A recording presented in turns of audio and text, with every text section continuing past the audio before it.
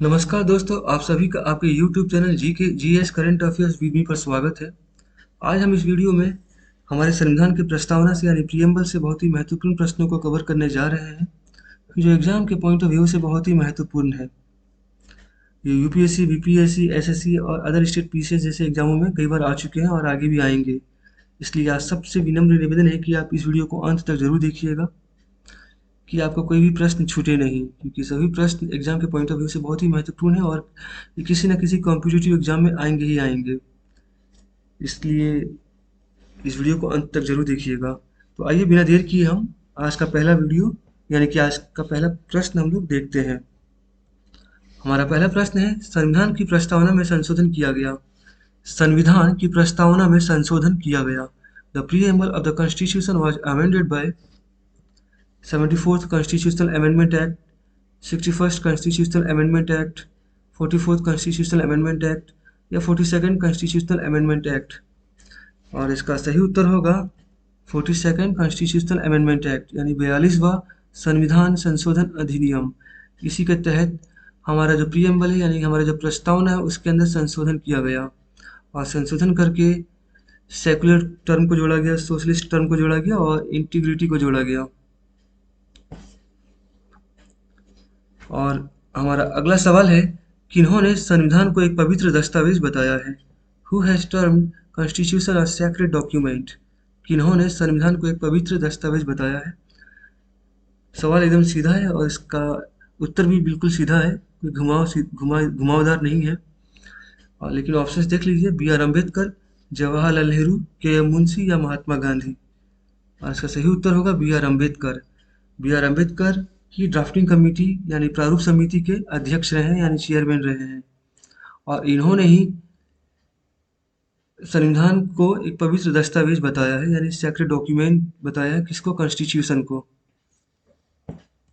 हमारा अगला सवाल है, निम्नलिखित में से किसने भारतीय संविधान की प्रस्तावना को हमारे संप्रभु लोकतांत्रिक गणराज्य की कुंडली कहा है।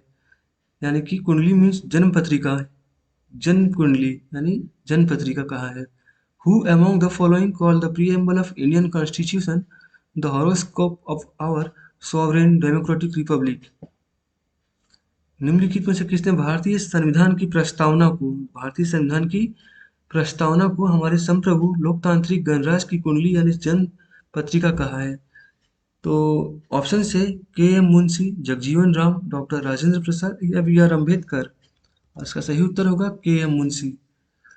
तो के एम मुंशी ने ही हमारा जो प्रीएम्बल है, हमारा जो प्रस्तावना है संविधान का, उसको जन पत्रिका यानी कुंडली कहा है। ऐसा इसलिए क्योंकि हमारे कॉन्स्टिट्यूशन में अगर हमें कोई भी डाउट होता है तो हम किसके लाइट में जाते हैं, हमारे प्रस्तावना यानी हमारा प्रीएम्बल, उसी का हम सहारा लेते हैं अपने कॉन्स्टिट्यूशन, किसी भी कॉन्स्टिट्यूशन में जो डाउट आता है उसको समझने के लिए, उसको क्लियर करने के लिए। हमारा अगला सवाल है, भारत के संविधान की प्रस्तावना की कानूनी प्रकृति क्या है। What is the legal nature of the preamble of the constitution of India. Means कानूनी तरीके से हमारा प्रस्तावना है क्या, मीन्स कानून हमारा प्रस्तावना क्या है। What is the legal nature of the preamble of the constitution of India, means कानूनी तरीके से हम लोग उसके साथ क्या कर सकते हैं, अपने प्रस्तावना के साथ क्या कर सकते हैं कानूनी रूप से। ऑप्शन से यह लागू करने योग्य नहीं है, मतलब यह लागू कानूनी तरीके से यह लागू करने योग्य है नहीं, यह लागू करने योग्य है, ए और बी दोनों या उपयुक्त में से कोई नहीं। और इसका सही उत्तर होगा यह लागू करने योग्य नहीं है। यहाँ पे इसका मतलब ये है कि हम लोग अगर प्रीएम्बल में कोई भी प्रॉब्लम देखें, अगर प्रीएम्बल में देखें कि जो चीज़ प्रीएम्बल में दिया हुआ है और वो लागू नहीं कर रहा है सरकार, तो उसके लिए हम लोग कोर्ट में नहीं जा सकते हैं। सरकार उसके अगेंस्ट कानून बनाए या ना बनाए, लेकिन अगर प्रस्तावना में जो भी चीज़ लिखा हो उससे हट के अगर कुछ कानून हो, सरकार जो कानून ना रही हो, तो ऐसा नहीं कि हम लोग कोर्ट में जाएं और कोर्ट इस चीज़ को ले और उसको सुधारे, नहीं, क्योंकि ये एनफोर्सेबल है, नॉट एनफोर्सेबल है कोर्ट में। मतलब इसके लिए हम लोग कोर्ट नहीं जा सकते हैं, लॉ ऑफ कोर्ट नहीं जा सकते हैं, मतलब न्यायालय नहीं जा सकते हैं इसके लिए हम लोग। हमारा अगला सवाल है, भारत के संविधान की प्रस्तावना में कितने प्रकार के न्याय को प्रतिपादित किया है। How many types of justice has been enshrined in the preamble of the constitution of India. मतलब जो न्याय है हमारा जो क्या बोलते हैं प्रस्तावना यानी कि प्रियम्बल, उसके अंदर तो वो न्याय कितना है। ऑप्शन से 6, 5, 3 या 4, और इसका सही उत्तर होगा 3। तो टोटल कितने न्याय हैं हमारे प्रस्तावना में यानी प्रियम्बल में? 3। और वो न्याय कौन कौन से हैं? सोशल, इकोनॉमिक एंड पॉलिटिकल, यानी सामाजिक, आर्थिक और राजनीतिक। यानी कि यही 3 न्याय जो है हमारे प्रियम्बल यानी हमारे प्रस्तावना में दिया हुआ है। और ये द कॉन्स्टिट्यूशन ऑफ इंडिया है, और उसका जो प्रियम्बल है उसी के अंदर आप देख सकते हैं जस्टिस लिखा हुआ है, JUSTIC जस्टिस। उसके बाद सोशल, इकोनॉमिक एंड पॉलिटिकल। तो यही 3 हैं जिसमें हम लोग को क्या मिला हुआ है? जस्टिस यानी न्याय मिला हुआ है। इसके अंदर सामाजिक में, आर्थिक में और राजनीतिक में। हमारा अगला सवाल होगा, आर्थिक न्याय भारतीय संविधान के उद्देश्यों में से एक रूप में प्रदान किया गया है। Economic justice as one of the objective of the Indian constitution has been provided in. तो जो इकोनॉमिक जस्टिस है यानी कि आर्थिक न्याय कहाँ कहाँ पर है, मतलब हमारे कॉन्स्टिट्यूशन में हमें कहाँ कहाँ पे दिया गया है आर्थिक न्याय। हमारा जो संविधान है उसमें हमें आर्थिक न्याय हमें कहाँ कहाँ मिला हुआ है। ऑप्शन से प्रस्तावना या फंडामेंटल राइट। फंडामेंटल राइट मतलब मौलिक अधिकार। FR और DPSP मतलब फंडामेंटल राइट यानी कि मौलिक अधिकार और क्या चीज़? राज्य के नीति निर्देशक सिद्धांत। या फिर the preamble and the directive principles of state policy यानी प्रस्तावना और राज्य के नीति निर्देशक सिद्धांत, या उपयुक्त में से कोई नहीं। और इसका सही उत्तर होगा प्रस्तावना और राज्य की नीति निर्देशक सिद्धांत। इन दोनों ही जगह हमारे लिए यानी कि जो आम जनता है यानी कि पीपल ऑफ इंडिया है उनको आर्थिक न्याय मिला हुआ है। इसके अंदर प्रस्तावना, भारतीय प्रस्तावना में, और कॉन्स्टिट्यूशन यानी कि भारतीय संविधान के राज्य की नीति निर्देशक सिद्धांत में हमें आर्थिक न्याय मिला हुआ है।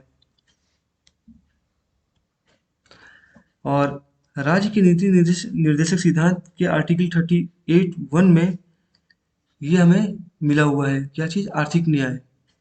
और क्या कहता है? राज्य ऐसी सामाजिक व्यवस्था है कि जिसमें सामाजिक, आर्थिक और राजनीतिक न्याय राष्ट्रीय जीवन की सभी संस्थाओं को अनुप्राणित करे, भरसक प्रभावी रूप में स्थापना और संरक्षण करके लोक कल्याण की अभिवृद्धि का प्रयास करेगा। तो इससे हम लोग देख सकते हैं आर्टिकल 38(1) को कि हमारे प्रस्तावना के साथ साथ राज्य की नीति निर्देशक सिद्धांत में भी हमें आर्थिक न्याय मिला हुआ है। हमारा अगला सवाल है, निम्नलिखित में से कौन भारत में धर्मनिरपेक्ष शब्द को सही अभिव्यक्त करता है? यानी निम्नलिखित में से कौन भारत में धर्मनिरपेक्ष शब्द की सही अभिव्यक्ति है? Which among the following is the correct expression of the term secular in India? Option से बहु धर्म की अवधारणा है, भारत में लोगों को धार्मिक स्वतंत्रता है, भारत में राज्य का कोई धर्म नहीं है, या भारत में धर्मनिरपेक्ष शब्द का कोई परिभाषा नहीं है। There is no concept of multi-religion. Sorry, there is a concept of multi-religion. People have religious freedom in India. State has no religion in India. There is no definition of the term secular in India. और इसका सही उत्तर होगा भारत में राज्य का कोई धर्म नहीं है। State has no religion in India. हमारा अगला सवाल होगा, निम्नलिखित कारकों में से कौन सा एक उदार लोकतंत्र में स्वतंत्रता की सर्वोत्तम सुरक्षा का निर्माण करता है? Which of the following factor constitutes the best protection और safeguard of liberty in a liberal democracy? निम्नलिखित कारकों में से फैक्टर्स हैं, इन फैक्टर्स यानी इन कारकों में से कौन लिबरल डेमोक्रेसी यानी कि उदार लोकतंत्र में स्वतंत्रता की सर्वोत्तम सुरक्षा का निर्माण करता है? ऑप्शन से केंद्रीकरण, विकेंद्रीकरण, या शक्ति का विभाजन, या पंचायती राज। तो ध्यान रखिएगा, जब भी उदार लोकतंत्र की बात हो यानी लिबरल डेमोक्रेसी, तो वहाँ सबसे पहले किया जाता है हमारा सेपरेशन ऑफ पावर यानी शक्ति का विभाजन यानी division of power. Separation of power बोले डिवीजन ऑफ पावर, मतलब एग्जीक्यूटिव, जुडिशियरी और लेजिस्लेटिव, इन तीनों का अपना अलग अलग क्षेत्र में अलग अलग पावर है, कोई भी किसी के क्षेत्र में नहीं आ सकता है।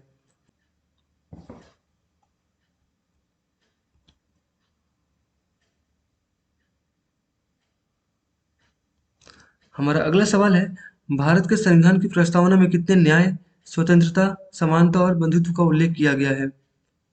How many justice, liberty, equality and fraternity in have been fraternity have been mentioned in the preamble of the Constitution of India। कभी कभी टाइपिंग मिस्टेक भी हो जाता है। भारत के संविधान की प्रस्तावना में कितने न्याय, स्वतंत्रता, समानता और बंधुत्व का उल्लेख किया गया है? मतलब ये है कि न्याय कितना है, स्वतंत्रता कितना है, समानता कितना है और फ्रेटर्निटी यानी बंधुत्व कितना है किसके अंदर? तो हमारे प्रस्तावना यानी हमारे प्रीएम्बल के अंदर।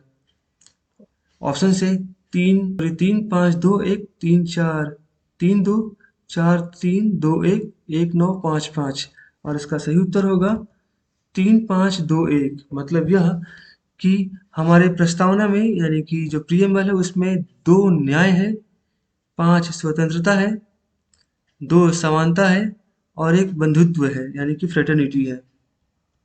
और ये प्रीएम्बल आप देख सकते हैं जिसके अंदर लिखा है justice, social, economic and political यानी कि ये 3 है, न्याय 3 है, लिबर्टी में क्या है, थॉट है 1, एक्सप्रेशन है 2, बिलीफ, फेथ एंड वर्शिप कितना हुआ लिबर्टी यानी कि स्वतंत्रता 5। उसी तरीके से समानता यानी इक्वलिटी में कितना है, स्टेटस एंड अपॉर्चुनिटी यानी कि 2। तो यानी कि ये कितना है 2, इक्वलिटी कितना है 2 और फ्रेटर्निटी क्या है, डिग्निटी यानी कि 1। यानी कि इसका सही आंसर हुआ 3, 5, 2, 1। इसी के साथ हमारा आज का वीडियो यही समाप्त होता है। मिलेंगे हम अगली बार नई वीडियो और नए प्रश्नों के साथ जो एग्जाम ओरिएंटेड प्रश्न होंगे। तब तक के लिए आप सबको बहुत बहुत धन्यवाद। आशा है कि आपको मेरा ये वीडियो पसंद आया होगा। अगर पसंद आया होगा तो लाइक और सब्सक्राइब जरूर कर दीजिएगा और बेल आइकन को भी जरूर कीजिएगा ताकि मेरा अपलोड किया हुआ वीडियो का पहला नोटिफिकेशन आपको मिल सके। तब तक के लिए आप सबको बहुत बहुत धन्यवाद। जय हिंद दोस्तों।